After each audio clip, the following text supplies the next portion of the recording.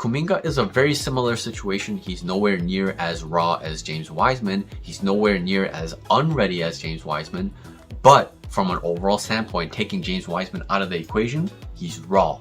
He's not ready to contribute right now. He's not ready to contribute deep into the playoffs this season. You couldn't even play him for more than one half against a 3-5 team in the Sacramento Kings at home.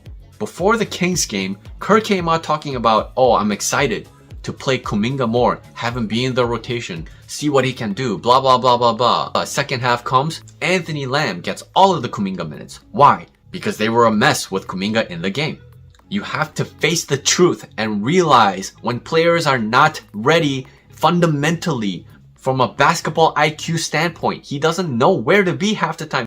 There is no urgency to his movements. He doesn't want to do this. He doesn't want to play in this system. He doesn't want to play this fringe role. He was also a lottery pick.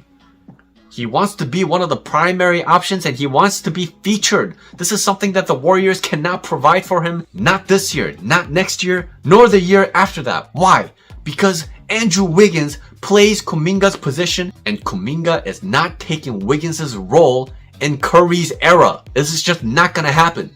Look at how long a guy like Wiggins, for him to have actual value as an NBA player, before he came to the Warriors, people were talking about trading him for a bag of peanuts. People were saying he was a bust. He was useless. It takes a long time for players to figure out their true role in the NBA. And if they don't run into the right pieces that can provide that role for that player, sometimes it never works out for that player.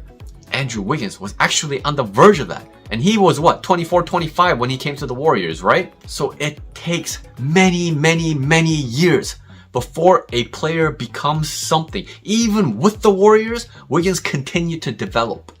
He wasn't the same player last year as when he first came to the Warriors. He had a lot of bad habits, even as a 24, 25-year-old, that he had to dispose of to play championship level basketball. The guy's what, 27 now? He's still growing into himself. He's still learning about himself. This is how long it takes for players to develop into playoff pieces and championship pieces. And you're talking about Kuminga, a 20-year-old, doing that right away? Are you crazy? Are you out of your mind? Do you not know how NBA talent works? Have you not seen this time and time again?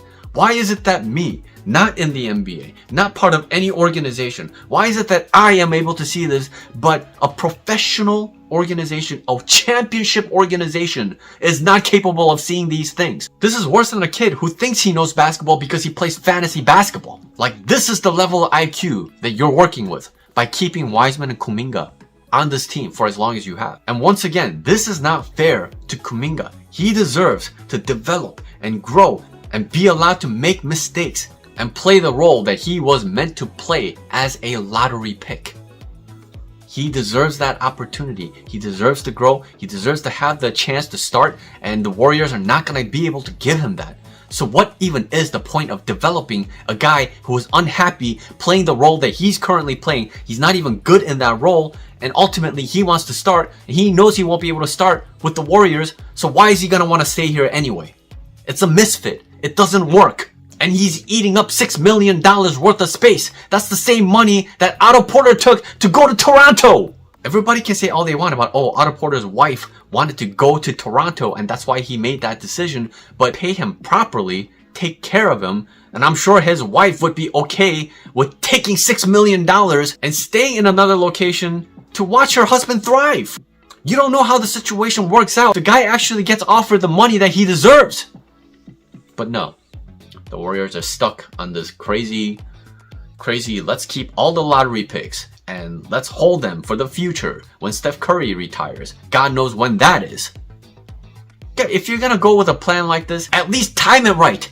At least see a decline in your franchise player. The guy's trajectory is the greatest player of all time. I have to make a whole separate video about that, but for now, fix the immediate situation. Right this ship. It still can be done.